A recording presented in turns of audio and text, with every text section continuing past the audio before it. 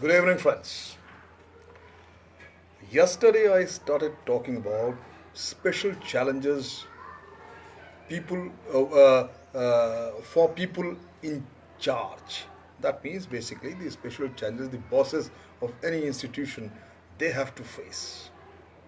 And the first thing I discussed about memo to staff, how to handle me. I'm sure you must have understood today I'm going to talk about the second special challenge which all bosses face. And they should guard against that, and that is stop letting your staff overwhelm you. You see, the beauty and the pleasure of being a boss is tremendously phenomenal. Whether you're a boss of two, three people or 3,000, it doesn't really matter. But the most important part of the being a boss is that you get to call shots. You call shots, all the shots. If you call for a meeting, everybody, all your important directors, executives, or the employee or the staff has to wait for you. You can disregard any timings and anything. They have no choice. They will just wait. The meeting starts with your arrival. The meeting ends the moment you say it's done. It's over. Actually, what happens that whether you are a good boss, great boss, or not so good boss, a bad boss, you are not accountable to anyone. You need not answer anyone under you. And on the contrary, everybody under you, they are answerable to you. These are the benefits, pleasure, and of being a boss. I have been boss to many institutions, of far too many, of great strength of people, while in army and otherwise too. But my friend, there is a dangerous underline to this, which eludes many bosses once they get inside their comfortable zones of all powerfulness. I would say comfortable cocoon of being powerfulness of being a boss. My friends, remember, when I talk about this special challenge, stop letting your staff overwhelm me. I'll start with the boss and employee or the subordinates, the interdependency. Remember, the boss and subordinates, it's a two-way street. Just as your employees, your subordinates, they are dependent on you. Do not forget that you are equally dependent on them in ways that you have nothing to do with the even on the job performance. Your subordinates, your colleagues, they crave your attention, your approval, and your affection. And here is the cliche comes in. This codependency can develop into a great trouble, I would say. Definitely it's a great amount of problem. This codependency, if it's not addressed. I'll give you example. I know a boss. This guy has a family, and he initially, when he started his business, his work and all that, he used to get back home by 5:36 and devote his time to his family, his wife and children. He was very happy about it. But slowly what happens?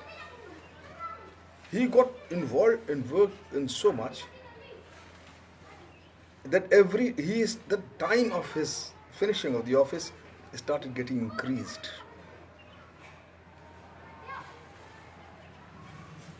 Every employee, every directive that wanted only one thing he desired, that he should get at least some face time with the boss. And every time he is about to get him close, someone will walk in and say, I just want 10 minutes, I just want few minutes. And gradually he realized that his office timings in the office increased, and he started returning home by 9:30, and straightway cutting short time what he's supposed to be spending with his family. And believe me, this is a never ending upward spiral where he could never leave the office. Everybody wanted him, and everything, nothing can move without his involvement. Smallest of the thing, irrelevant of the thing, unless he gives a decision. Situation came to this end. Unless he gives the decision, the thing don't move. Paradoxically, he was losing control because he was in control of everything. That the face time he was giving to his employees became so problematic that he was left with no time for his family and for other work. He had a talk with me.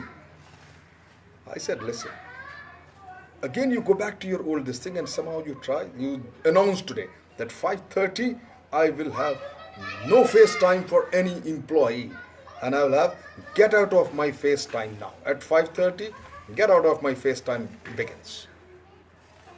And look and behold, he did the same thing. He announced that 5:30 I'll have no time for anybody, and only my kids have the face time for me. But what happened? This did not solve the problem.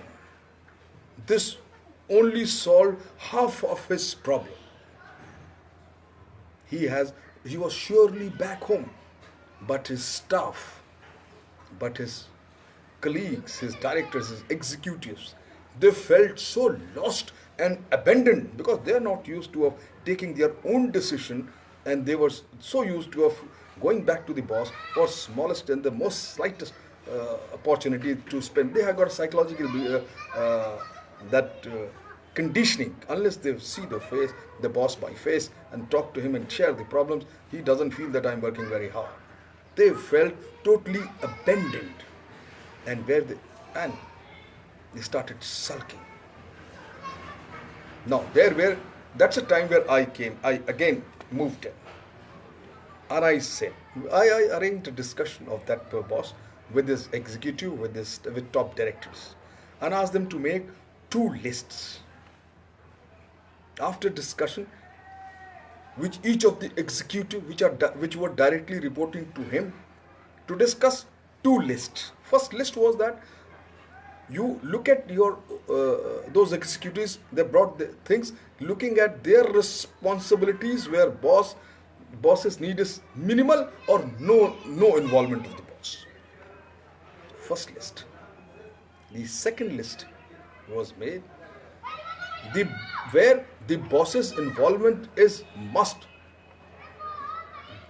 which cannot be done without unless the boss is involved. That is the main important decision, and that amounts to delegating the responsibilities. My friend, if you really want to become an efficiency in your working and strike a balance, you have to focus on this special challenge by stopping your staff overwhelming you. By delegating the responsibilities, you focus on do monitor them, but delegate the responsibilities responsibly, and you will feel that you have the time for yourself, and you can strike a perfect balance. No staff will be able to overwhelm me, and they will be. You are actually empowering your staff. You are empowering your staff in a more mature manner, very honorably. Remember, my friends, there's a fine line between legitimate face time with your employees or subordinates and get out of my face time also. Very important. Strike a balance and see then nothing should overwhelm you in your functioning as a boss. Thank you very much.